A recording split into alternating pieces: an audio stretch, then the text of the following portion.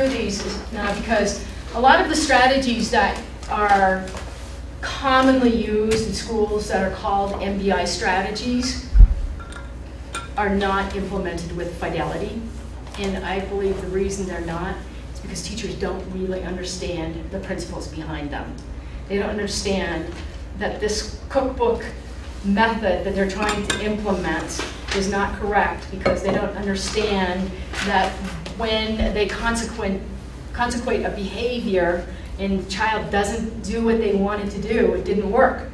But because they don't understand the definition of reinforcement, they have to try something a little bit different. They have to try a reinforcer that actually changes the behavior. So, I'm going to go back to Brittany's point made earlier about what really is going on. Before we actually design an intervention for students at Tier 2 or Tier 3 level, we need to find out why the child is engaging in the behavior. So what is going on? We have to analyze what's going on. And this is an example of teachers trying to figure out, is the child being reinforced for that mistaken behavior? And very clearly in this example, it was attention that was maintaining the behavior. So then the teacher can decide and determine an intervention that will change the type of intervention or change the type of attention that she's delivering.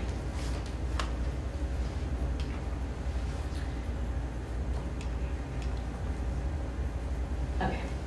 So the functional behavioral assessment is very complicated. We're not really going to talk about all the elements of a functional behavioral assessment, but it's one approach for figuring out what's going on before we design an intervention. And we use what's called an ABC analysis. And what does the A stand for? Antecedent, right? And the B stands for behavior, and the C stands for consequence, right? So you already know how to do an ABC analysis. So you know what the A, B, and C are.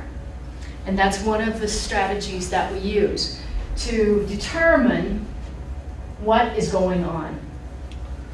This is an example of an ABC analysis that one of my students completed.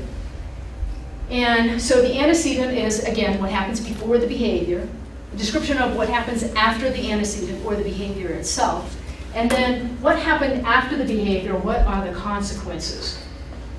And we want to look at all three. Usually the most revealing part of an ABC analysis is this C category. But what kinds of behaviors do we see in, this is about an hour actually, hour observation. What kinds of behaviors do we see with Mike?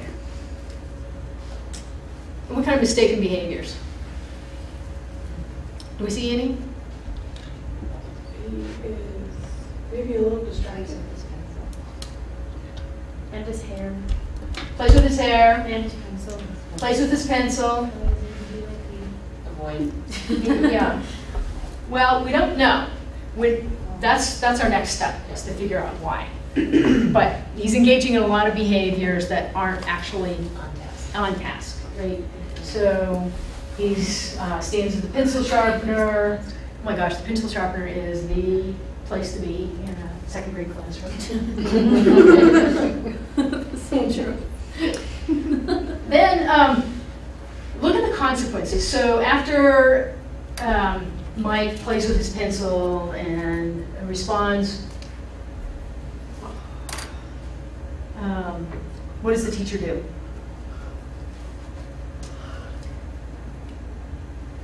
She restates the question, which is really what you would want the teacher to do because he doesn't know what's going on.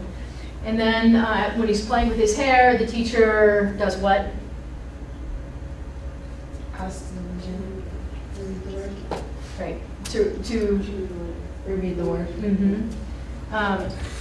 So what kind of consequence is that, you think?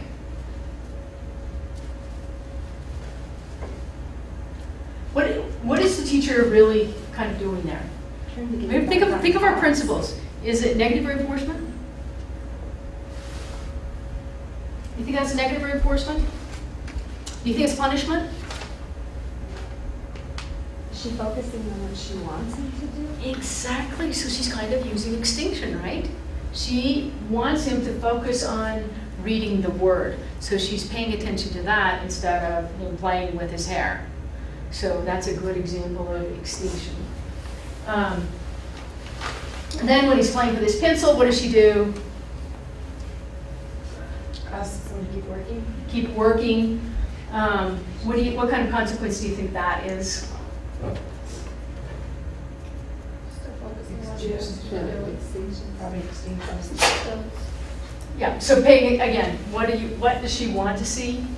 She might also be reinforcing that behavior because instead of ignoring it, because really, how important is it playing with a pencil?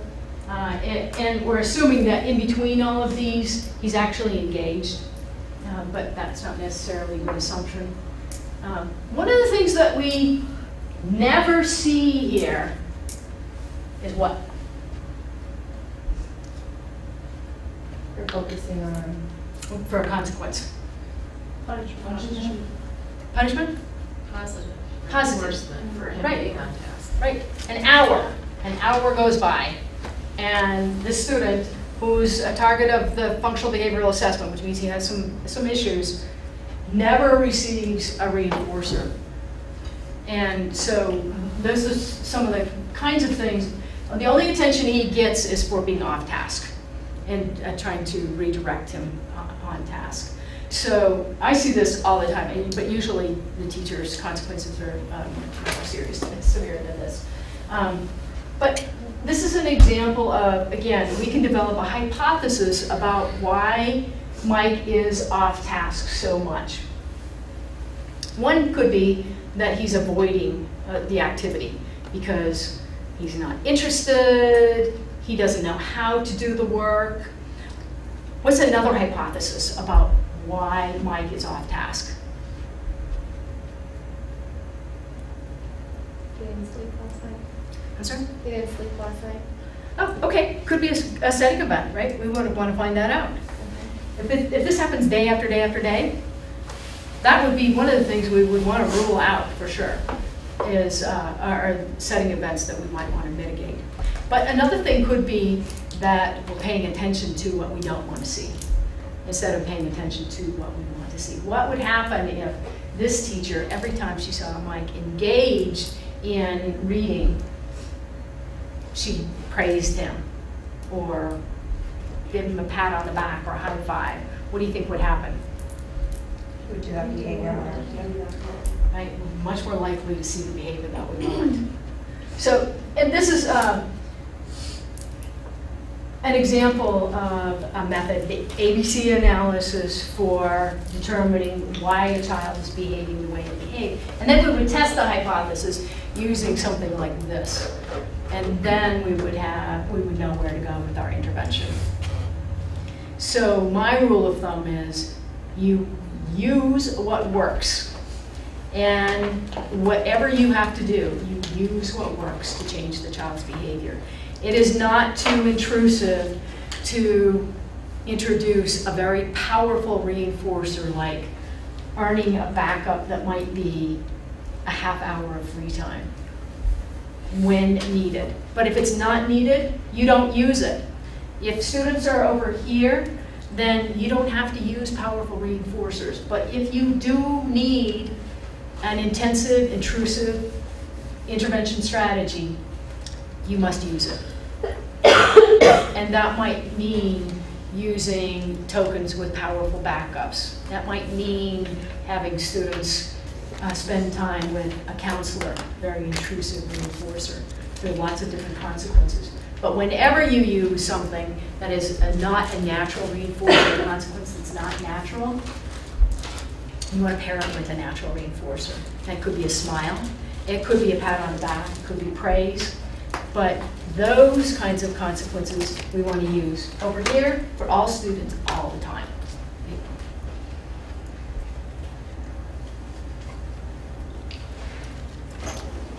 All right, so here are some examples.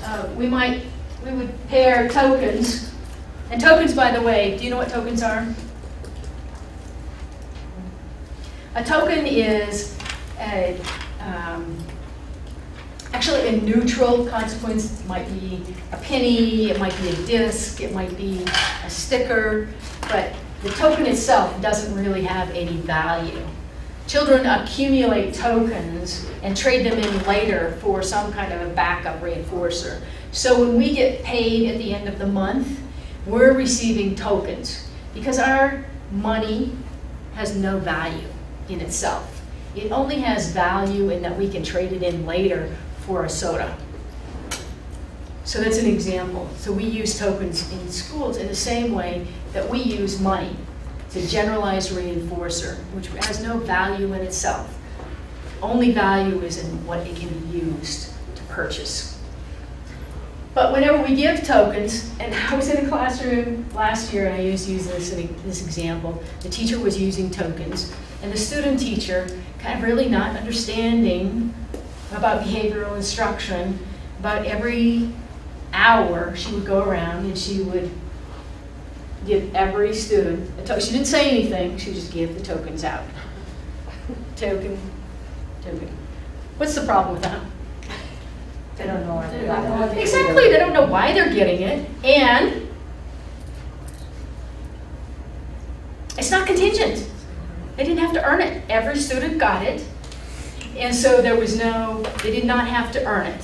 And so this is when, when I see behavioral strategies what we think are going to work but don't work because they're implemented without fidelity, not really understanding that that token does have value, but you're not on task right now. You're on task. I'll give you one, and I'll give you one because you're on task. You've earned it. And like you said, we always pair that token with praise, right? That natural consequence, because eventually we want to remove the tokens and only use the natural reinforcers because that's what builds self-regulation. What happened to that? So some other examples of intrusive reinforcers are stickers, which are almost universally, I hate to say it, powerful. Children, for some reason, adore stickers. Food is a consequence, and some schools will say, don't use food, we can't use food, we can't use candy, we can't use strawberries to reinforce children because that's too intrusive. But what if that's the only consequence that makes a difference? We have to use it, right? We have to use it, but the goal is always to pair it with something over on the right side so we can remove that as quickly as possible. We use whatever we have to use to make a difference. And we might try some of these other consequences before we try something like food or tangibles, but we use what we have to use. And so, for example, students with autism, a lot of times, food is the go-to reinforcer because it works. And so if that's what we have to use, then we use it. I would probably avoid candy. But I was, started my career back in the days where we used a lot of M&Ms. Marshmallows are low in sugar. What's that? Marshmallows are low in sugar. Marshmallows? Yes, they Yep. work. Pretzels work. But she's only talking about kids that are here and need something really powerful. Not necessarily. Well, but or the only thing that works for Yeah. kids that have. right. True. If you give out pretzels to all the children, you want to make sure that they know that's a snack. Right. That's not a reinforcer. Right. That they haven't earned that. But everybody gets one and it's okay. But they're not, the snack is not a contingent reinforcer, or it's not a reward, because we want to make sure that it's attached to behavior that we want to see. And sometimes it's okay. Sometimes it's okay. I see this a lot of times where a teacher, actually saw this last week in a high school class, where the student teacher was trying to eliminate awesome from her repertoire, because you use it for every student. Awesome, awesome, awesome, awesome. And so she told the students that if they caught her saying awesome 10 times during class, she would bring donuts for them the next day. By the way, what kind of consequence was that? Was it positive reinforcement? Was she asking the students? Was she using a positive reinforcement paradigm or extinction? Was she using extinction? So Yes. focusing on what you, her saying awesome. Right, trying to eliminate, right? Yeah. And use other kinds of reinforcers. She's actually using negative reinforcement, right? Why? Because she would have to spend money to buy donuts. Exactly, using, yeah, so the threat, removing the threat of having to spend money to bring donuts increased her rate of saying magnificent instead of awesome. And by the way, they didn't win. So anyway, very important, use what works, use what you have to use, and then pair that with a natural consequence and remove that intrusive consequence as quickly as possible. Can you think of some other intrusive reinforcers that I didn't list?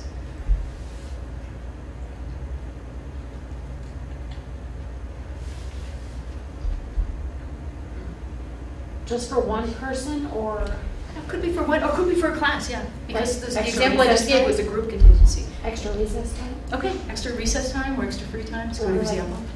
Party? And, party, good examples, yep. Those are intrusive, Popcorn parties. Part of the popcorn parties, which is actually a very common MBI strategy that students will earn those parties. What about the other side? What about natural reinforcers? Can you think of some examples that you could put up there?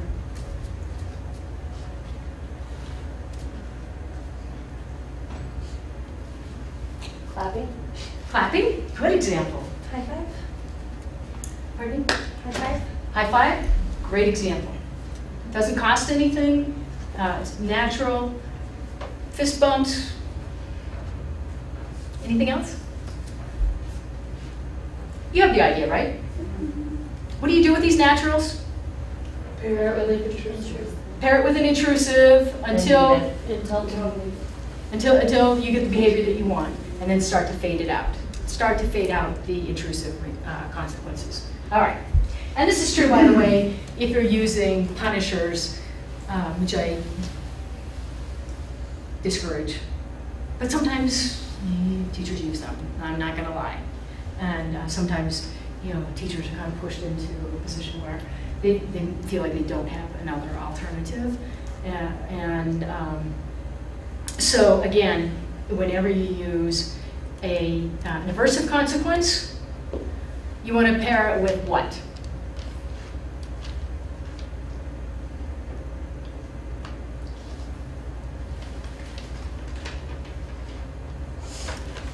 Paying attention to what you want to see. So as soon as you see the child following the rules, then you give them attention.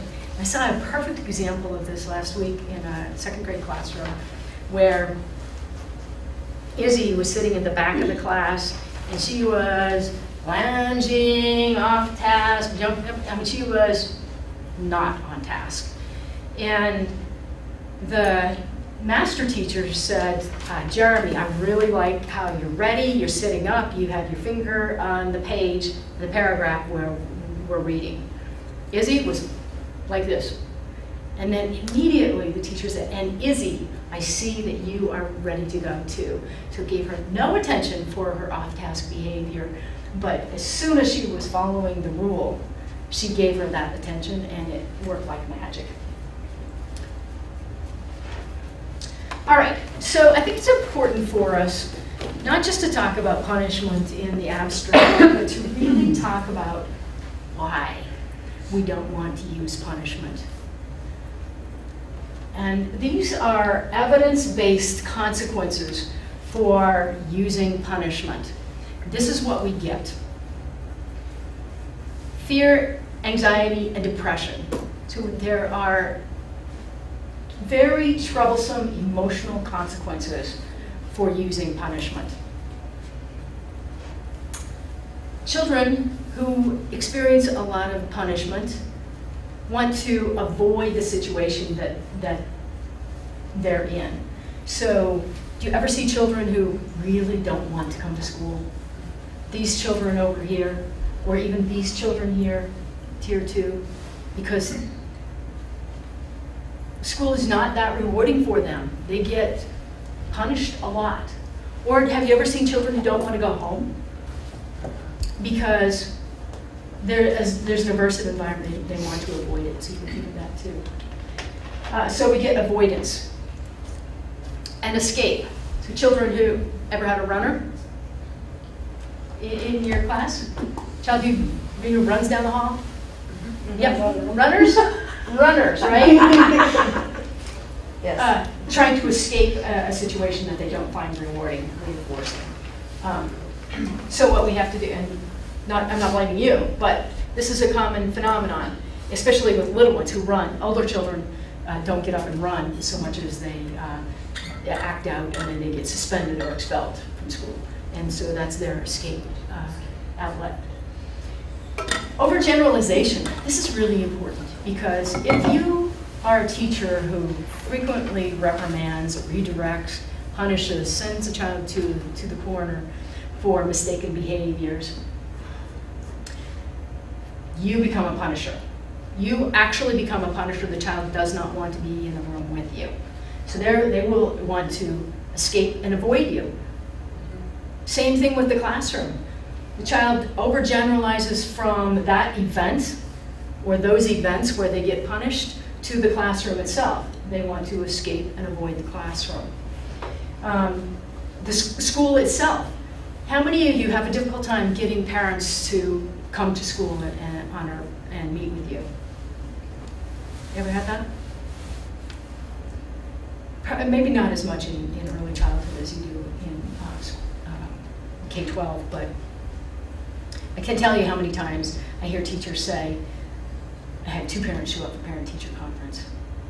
And part of the reason that those parents don't come is because they themselves were punished when they were a student, and so school itself has become an aversive stimulus. They don't want to be there because it's aversive to them. They've been punished. So this is one of the consequences of using punishment, is this overgeneralization from this event to everything in the environment associated with that punishment. And then finally, you get aggression. And again, these are evidence-based consequences. So if you are punishing a child, it increases the probability that they will act out in an aggressive way. And so you have children in your class who are aggressive. Chances are they've had a lot of punishment in their lives. They're acting out as a result of that punishment. So are any of those the reason that we're educators? We want to do the opposite of these things. We want children to be happy and to be ready to learn. We want them to want to be in our class, to want to engage in the activities. We want them to like us, because the more they like us, the more likely they are to want to be in school and to engage in those activities. So we want positive relationship with students instead of them to overgeneralize.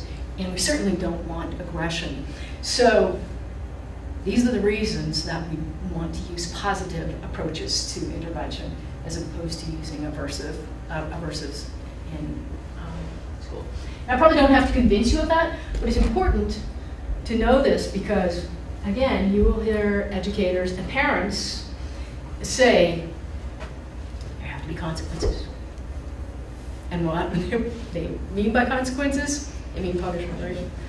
So you need an argument for why you're using a different approach. And it might take longer to get there on the surface. It might look like it's taking longer. But the outcome for you and for children is the real reason why we're educators.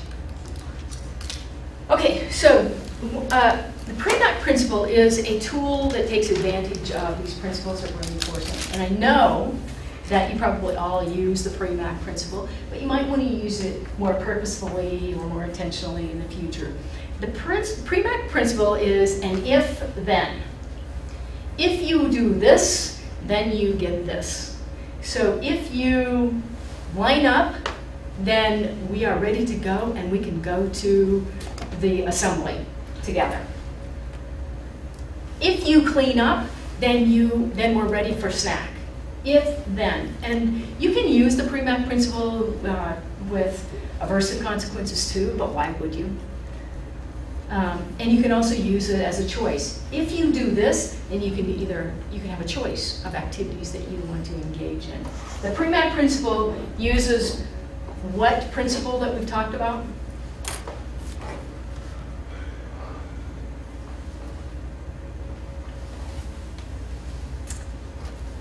Positive reinforcement. Okay, exactly, right. Because we are setting up the contingency for them.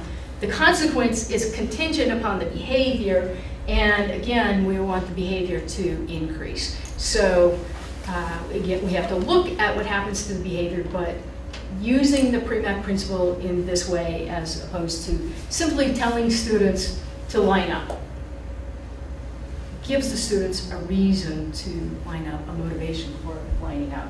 And Vicki, is the reinforcer reinforcing them with a more desired behavior? Like having them do a less desired behavior or then a more desired behavior? That's typically the reinforcer in the Premack? Yes, okay, right. So usually, so we call it a low probability behavior, followed by a high probability consequence. So the low probability is cleaning up your desk or cleaning up your toys. You don't need to use the Premack Principle if the children clean up their toys without any kind of explanation. But if students need an explanation, again, use what you have to use in order to deliver a positive reinforcer and get the results that you want. So thank you for that. So the Premack Principle, how many of you use this? Think about it. Yeah, right. So we use that, right? How many of you use choices as very powerful strategy?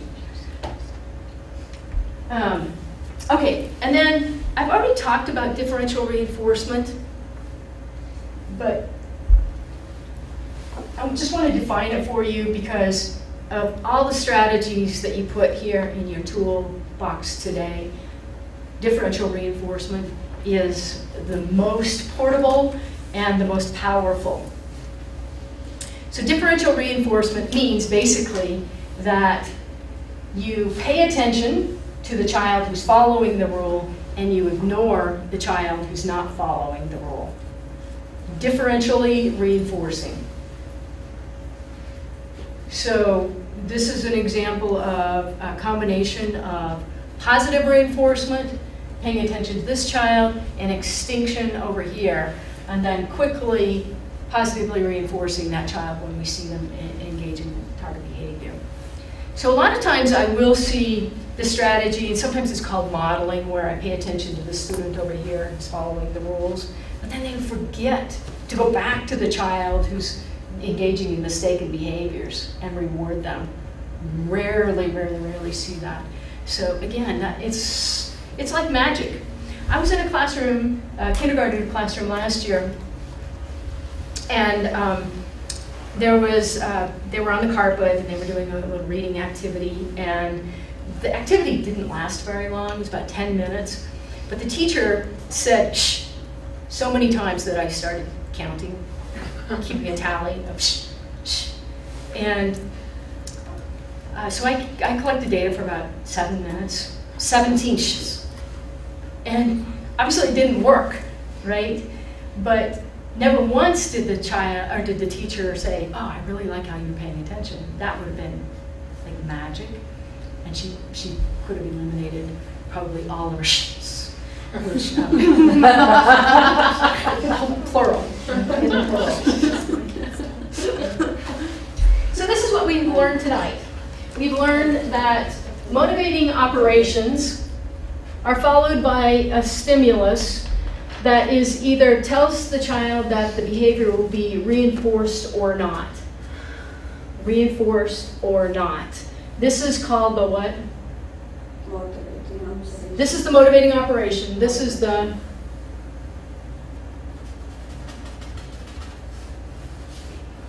antecedent, which happens right before the Behavior. which is consequated with either punishment or reinforcer. Right? That's what we've learned tonight. The motivating operation sets the occasion for the behavior. The antecedent or the discriminative stimulus sets the occasion for or triggers the behavior, which is followed by a consequence. And if it's not followed by a consequence, it's what?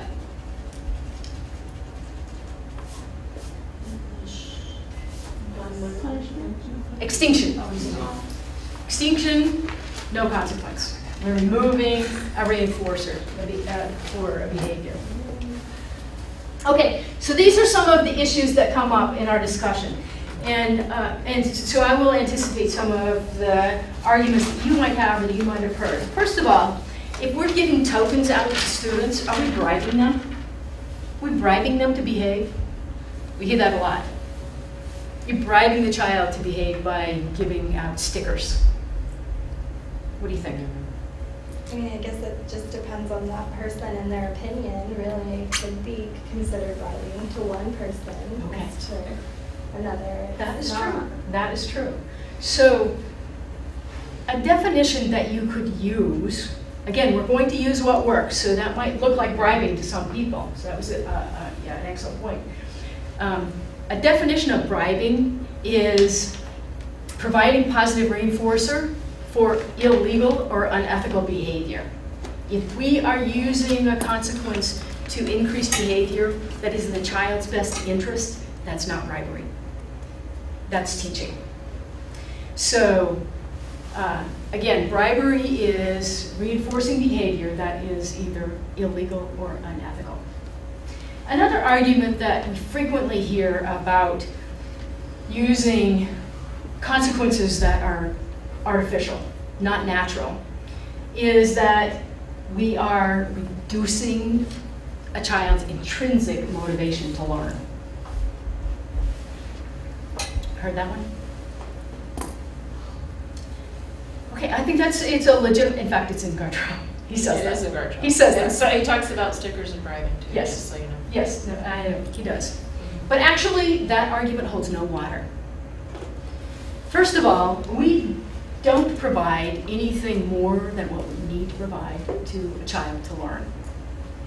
And if we don't need it, we don't need to provide it. But if we do need something extra, we are actually obligated to do that. That's our job. That's the key.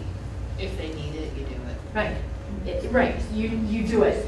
And the bonus for this is that over almost 100 studies have been done to find out if the use of artificial reinforcers decrease students' intrinsic motivation. Show that it doesn't. Actually, students' intrinsic motivation is facilitated by the use of reinforcers because they're learning to self-regulate. How can a child learn to self-regulate if they never do it? So we're increasing their ability to operate without these external reinforcers or extra reinforcers by helping them get to the point where they can be successful. So intrinsic reinforcement, it seems like it makes sense that children would take away their intrinsic motivation. But think about these children who come to school whose lives are so chaotic. They're not ready to learn. They're not intrinsically motivated. You can't just let them sit there and misbehave or be withdrawn. You have to do something. And so we're getting them to the point where they can self-regulate by using these strategies.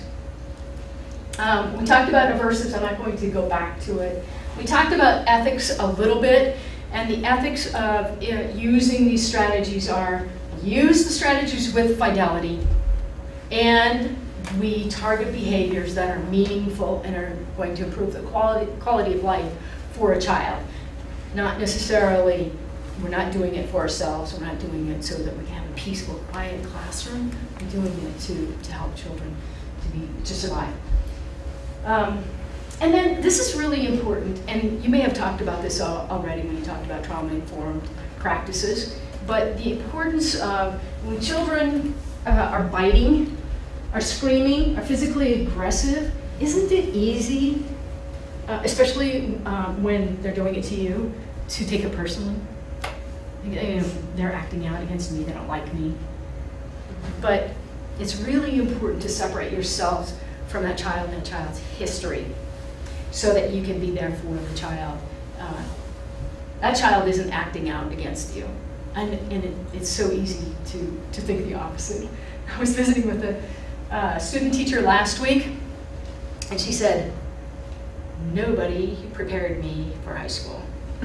And behaviors I've had to deal with, like the student who started using the F-bomb in class, like, I have no idea what to do.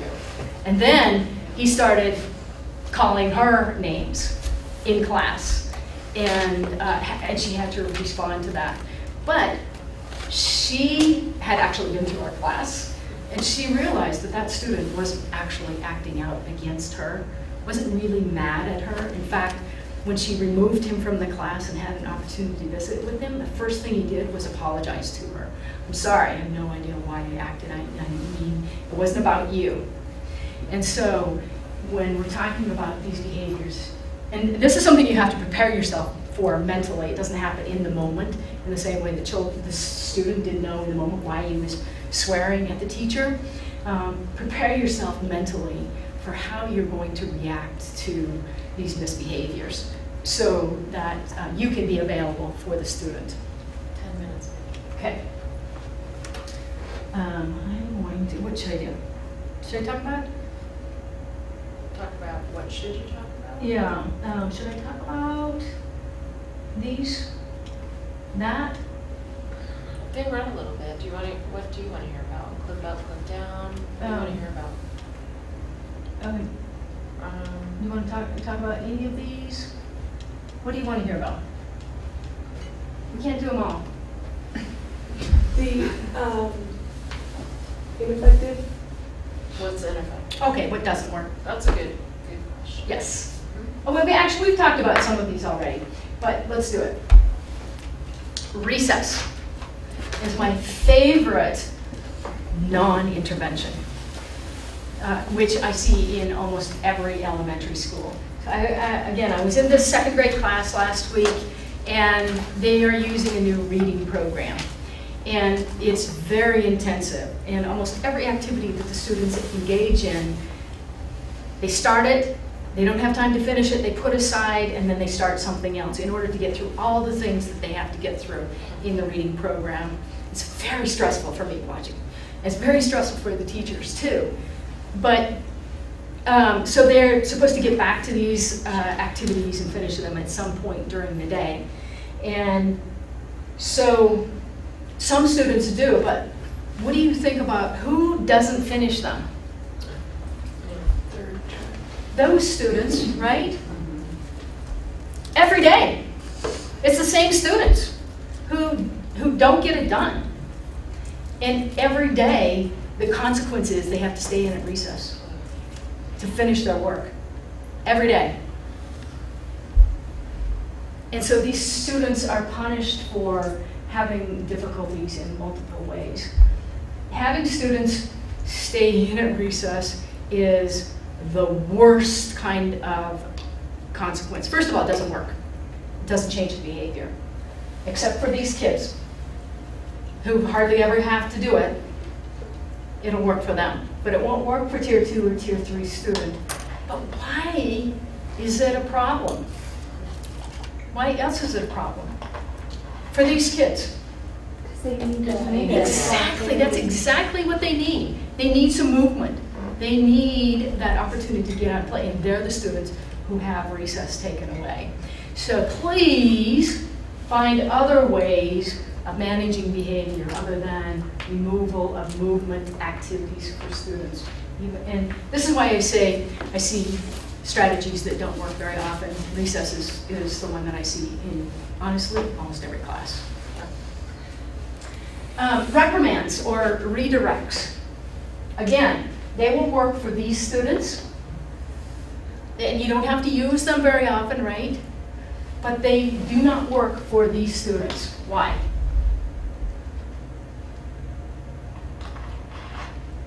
Can you think why they might not work? They hear it all the time. They hear it all the time, right? It becomes like white noise. That's one good reason. The other important thing is we're not teaching them anything. We're not teaching them any replacement behavior. So instead of focusing on diminishing behavior that we don't want to see, let's focus on what we do want to see. Like that example of the ABC analysis where the teacher focused the child on what she wanted to see. But what she didn't do was then once the child started doing it, is go back and reinforce it. That's how you teach the behavior. See, so if you are only redirecting students, but not giving them any attention for following up, then you are not teaching them anything. Okay, I already gave that example. Clip down system, again, is the clip up, clip down system is used in a lot of schools. I see it in a lot of youth classrooms as part of their MBI implementation. And I see it in lots of other schools across Montana. But it's a good strategy if used with fidelity, which I don't see very often. I hate to say it, I know I'm being mean, but it doesn't work for these children. It works for those students who don't need it, who are going to follow the rules anyway. But clipping down is just like the recess, in that it's the same children every day who are clipping down. And so they're always in the yellow and the red zone. Does everybody know who to clip down? Mm-hmm. Okay.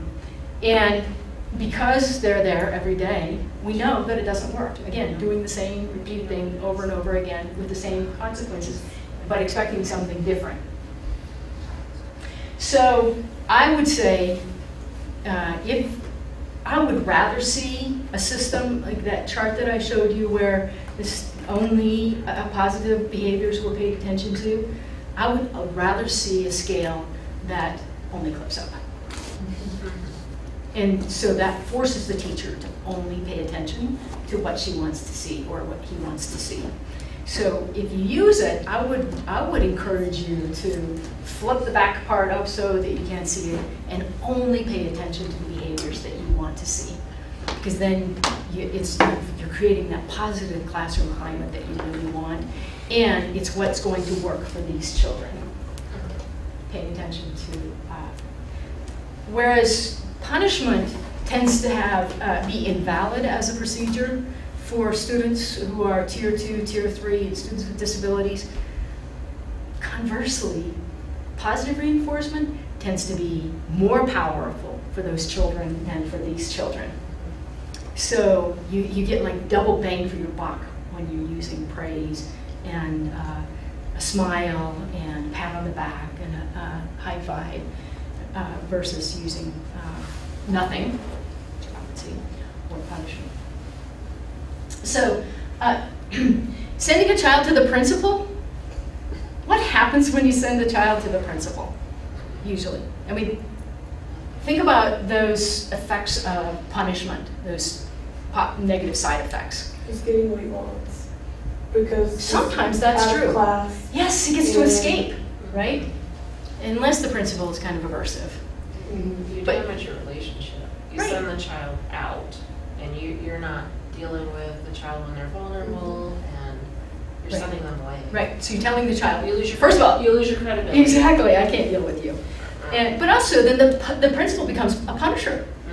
Because you only send children to the office when they're misbehaving, and it's the job of the principal to put the thumb down. So the principal becomes an aversive stimulus, which is really, we don't want that. But if you have a trauma-informed principal, then it's a good thing, because the child will go to the principal. You can deal with the rest of the children in the classroom, and this child who's needs a different kind of attention, go to the principal, and the principal can kind of figure out what's going on. Not a punisher, trying to figure out what's going on and help the student. But often we use the principle the other way. And again, humiliation, sending this child to the corner of the room. Yeah, that's a non-starter. And then I know you have talked about this probably escalating, escalated children. So if you're trying to deal with misbehavior while children are in the throes of their high anxiety level, you are wasting your time. You need to wait until the child calms down, right? And you've talked about this. And even yourself. And yourself. Exactly. Yeah. Oh, wow, you have trained them well. They do their work. Yes, very good. Okay, so we didn't get to everything, but it sounds like you have a good background already. Are there any questions? Got it all? If I were to give a quiz?